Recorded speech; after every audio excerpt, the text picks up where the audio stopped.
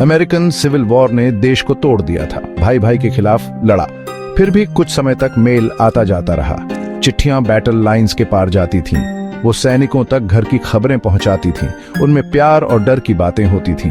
United states post office department ने connections बनाए रखने की कोशिश की। ये एक मुश्किल काम था।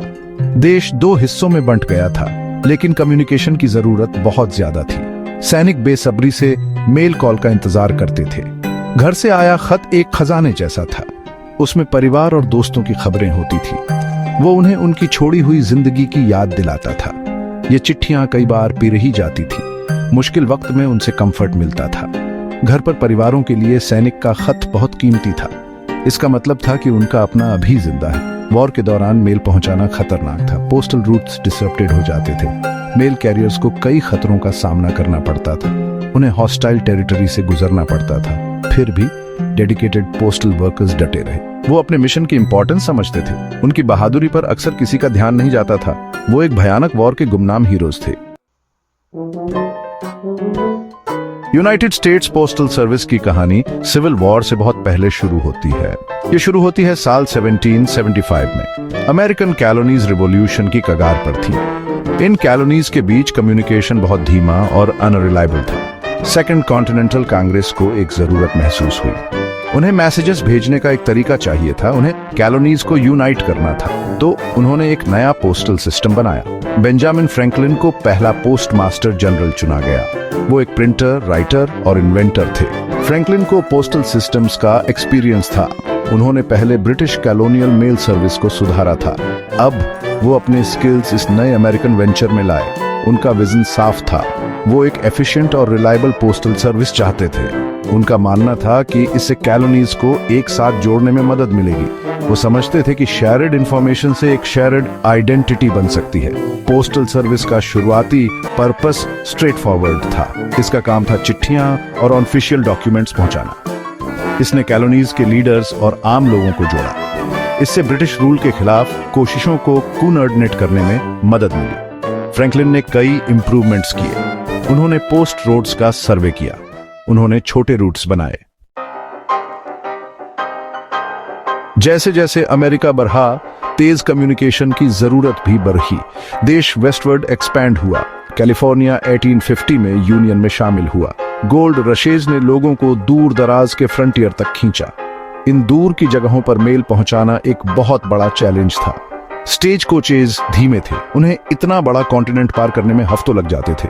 लोग ईस्ट से जल्दी खबर पाने के लिए तरसते थे। बिजनेसेस को फास्टर कॉरेस्पॉन्डेंस की जरूरत थी। स्पीड की डिमांड और तेज होती जा रही थी। इस कमी को पूरा करने के लिए एक नए सॉल्यूशन की जरूरत थी। पोनी एक्सप्रेस का जन्म 1860 में हुआ। ये एक डेयरिंग और एम्बिशियस आइडिया था।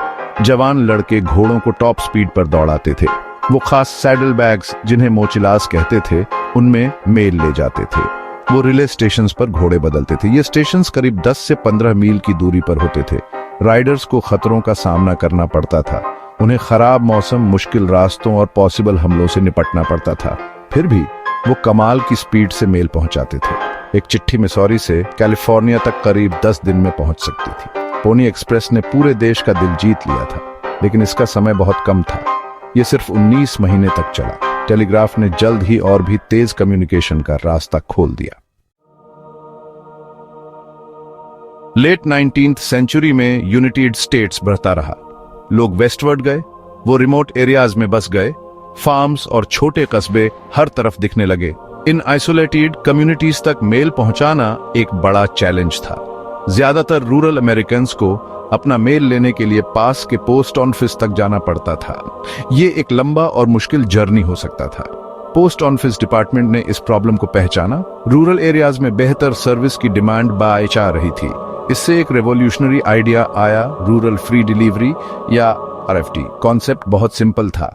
मेल कैरियर्स सीधे गांव के घरों और फार्म्स तक मेल पहुंचाएंगे। इससे रूरल फैमिलीज का टाइम और मेहनत बचेगी। RNFD के एक्सपेरिमेंट्स 1890s में शुरू हुए। रूरल फ्री डिलीवरी की शुरुआत एक टर्निंग पॉइंट थी। ये ऑफिशियली 1896 में शुरू हुआ।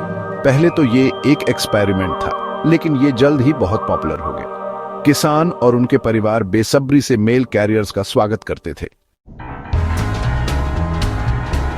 अर्ली से मिड 20th सेंचुरी को यूएस पोस्टल सर्विस का गोल्डन एज कहा जा सकता है। मेल डिलीवरी अमेरिकन लोगों की रोज की जिंदगी का एक अहम हिस्सा बन गया।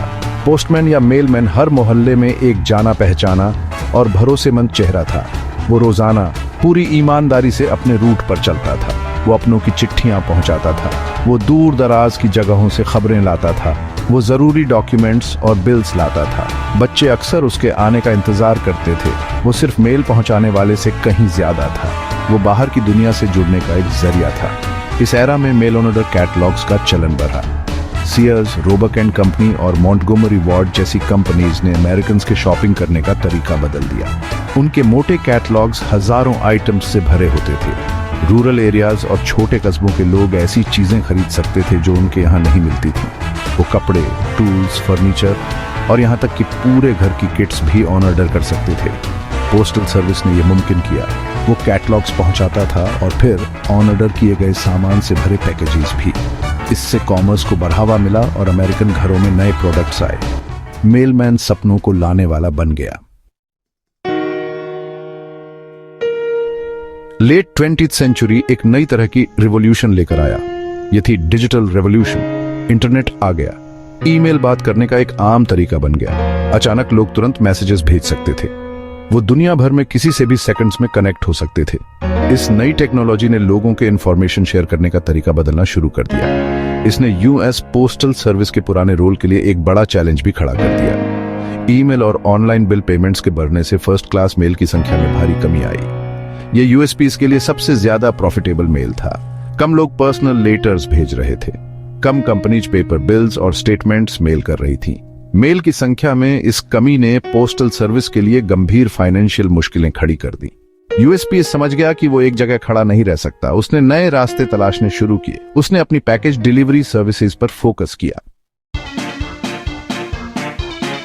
मेल डिलीवरी इसका सबसे फेमस काम है, लेकिन यूएस पोस्टल सर्विस और भी कई सर्विसेज देता है। ये सर्विसेज अमेरिकन जिंदगी में एक अहम रोल निभाती हैं। बहुत से लोग अपने लोकल पोस्ट ऑफिस सिर्फ स्टैंप्स खरीदने के लिए नहीं जाते। एग्जाम्पल के लिए यूएसपीएस पासपोर्ट एप्लीकेशंस प्रोसेस करता है। इंटरनेशनल ट्रेवल की प्लानिंग कर रहे लोगों के लिए ये एक कन्वीनियंट सर्विस है। पूरे देश में पोस्ट ऑफिसेज एक्सेप्टेंस फैसिलिटीज की तरह काम करते हैं। वो हर साल लाखों अमेरिकन्स को उनके पासपोर्ट्स दिलवाने में मदद करते हैं। यूएसपीएस फाइनेंशियल सर्विसेज भी देता है। मनी ऑर्डर्स, पेमेंट्स भेजने का एक सेफ तरीका है। ये पर्सनल चेक्स या कैश का एक अल्टरनेटिव है। बहुत से लोग बिल्स पे करने या परिवार को पैसे भेजने के लिए यूएसपीएस मनी ऑर्डर्स पर भरोसा करते हैं। पोस्ट ऑफिस बॉक्सेस या पीओ बॉक्सेस कस्टमर्स को पोस्ट ऑफिस में एक सिक्योर और प्राइवेट मेल बॉक्स देते हैं। ये बिजनेसेस के लिए यूजफुल है। ये उन लोगों के लिए भी हेल्पफुल है जो अपने घरों पर मेल नहीं लेना चाहते। यूनाइटेड स्टेट्स पोस्टल सर्विस का एक लंबा और शानदार इतिहास रहा है। ये यूनिटी के विजन के साथ शुरू हुआ था। बेंजामिन फ्रैंकलिन ने नई नई कॉलोनीज को जोड़ने की इसकी कैपेसिटी को देखा था।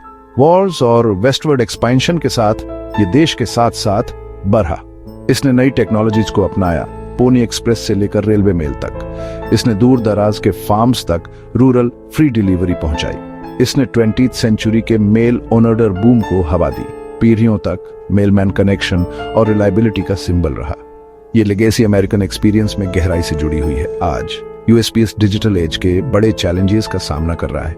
ईमेल, सोशल मीडिया और इंस्टेंट मैसेजिंग ने हमारे कम्युनिकेट करने का तरीका बदल दिया है। फर्स्ट क्लास मेल की संख्या कम हो गई है, फिर भी फिजिकल डिलीवरी की जरूरत बनी हुई है, खासकर ई कॉमर्स से आने वाले पैकेजेस के लिए। यूएसपीएस को बदलते रहना होगा, इसे इनोवेट करना होगा, इसे 21st सेंचुरी में अमेरिकन लोगों की सेवा करने के नए तरीके खोजने होंगे। इसमें नई सर्विसेज को एक्सप्लोर करना शामिल हो सकता है। इसका मतलब हो सकता है अपने बड़े फिजिकल नेटवर्क का नए तरीकों से फायदा उठाना। आगे बढ़ने के लिए फ्लेक्सिबिलिटी और दूर की सोच चाहिए। यूएसपीएस का फ्यूचर उसकी इवॉल्व होने की एबिलिटी पर डिपेंड करेगा।